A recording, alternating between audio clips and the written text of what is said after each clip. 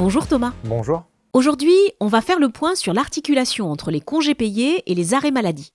C'est vrai que quand on est arrêté, on peut se poser plein de questions. Est-ce que j'acquiers quand même des jours de congé? Est-ce que ces congés doivent être reportés ou consommés?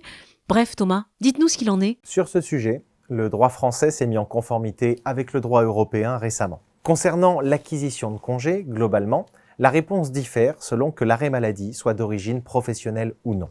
Dans le premier cas, accident du travail ou maladie professionnelle, le salarié acquiert 2,5 jours de congés ouvrables par mois, soit un maximum de 30 par an. Dans le second cas, si l'arrêt maladie est d'origine non professionnelle, le salarié acquiert 2 jours de congés ouvrables par mois, soit un maximum de 24 par an. Ça, c'est la règle générale, sauf si une convention collective plus favorable s'applique.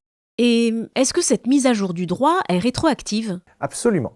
Les salariés qui ont quitté leur entreprise disposent d'un délai de 3 ans, à compter de la fin du contrat, pour saisir le Conseil des prud'hommes et obtenir des indemnités compensatrices. Maintenant, en ce qui concerne la consommation de ces jours, si je tombe malade pendant mes congés, est-ce que j'ai le droit de les reporter? Oui, tout à fait. Désormais, la Cour de cassation précise que le salarié peut bénéficier ultérieurement des jours de congés payés coïncidant avec la période d'arrêt de travail pour maladie. Il faut pour cela que le salarié respecte les règles et communique l'arrêt de travail à son employeur dans les 48 heures. Et de quel délai je dispose pour les reporter? Le délai de report est de 15 mois, à compter de la date à laquelle le salarié a prévenu son employeur.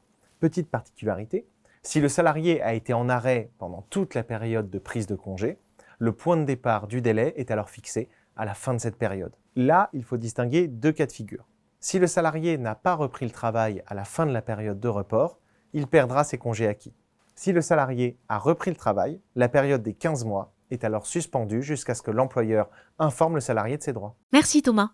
Bon, finalement, la logique est assez simple. Quand on est malade, on ne se repose pas vraiment, donc les congés doivent être préservés. Oui, c'est ça.